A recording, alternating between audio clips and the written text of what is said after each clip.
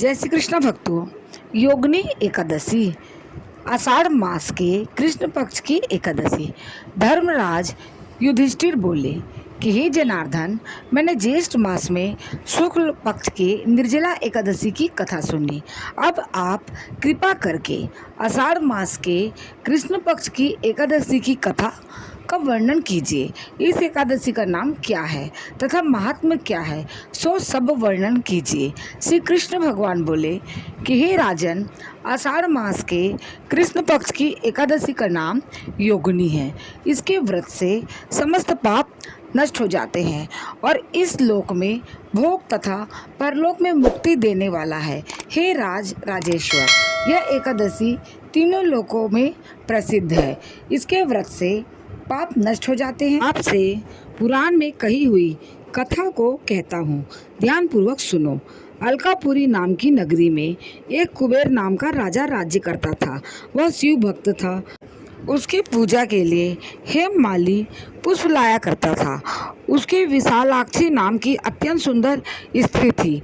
एक दिन वह मानसरोवर से पुष्प लेने गया था, परंतु कामासक्त होने के कारण पुष्पों को रखकर अपनी स्त्री के साथ रमन करने लगा और दोपहर तक न गया।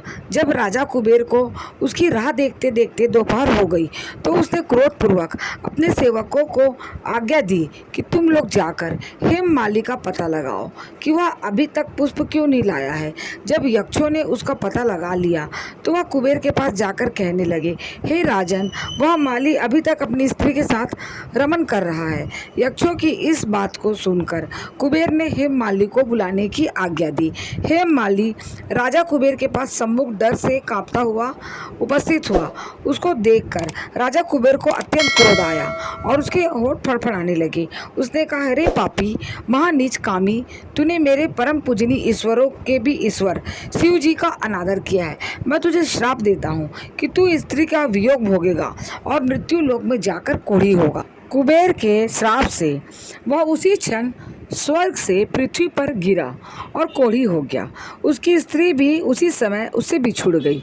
मृत्यु लोक में आकर उसने महादुख भोगे, परंतु शिव जी की भक्ति के प्रभाव से उनकी बुद्धि मलिन न हुई और पिछले जन्म की भी शुद्ध रही। इसलिए वह अनेक दुखों को भोगता हुआ तथा अपने पूर्व जन्म के कुकर्मों का स्मरण करता हुआ हिमालय पर्वत की तरफ चल दिया। वहाँ पर चलते चलते मार्कंडेय ऋषि के आश्रम पर पहुँचा। वह ऋषि अत्यंत वृद्ध तथा तपशाली थे। वह दूसरे ब्रह्मा के समान प्रतीत हो रहे थे और उनका वह आश्रम ब्रह्मा की सभा के समान शोभा दे रहा था। उनको देखकर वह हेममाली वहां गया और उनको प्रणाम करके उनके चरणों में गिर पड़ा। उसको देखकर मार्कंडेय ऋषि बोले कि तूने कौन से खोटे कर्म किए हैं जिसे तू कोढ़ी हुआ और महान दुख भोग रहा है।